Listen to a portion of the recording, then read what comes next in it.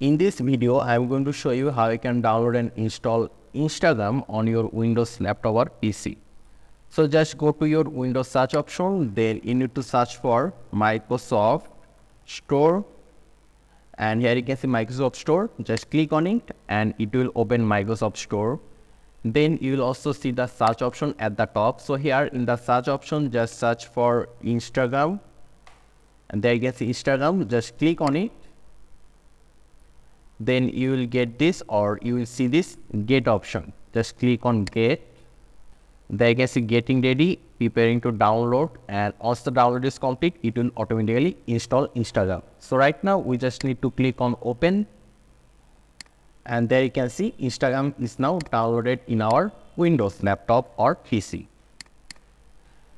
So you just need to log into your Instagram, and you will be able to see your Instagram post and other posts as well. So this is how you can download and install Instagram on your Windows. I hope this was useful. Make sure to subscribe, and I hope to see you in the future tutorials.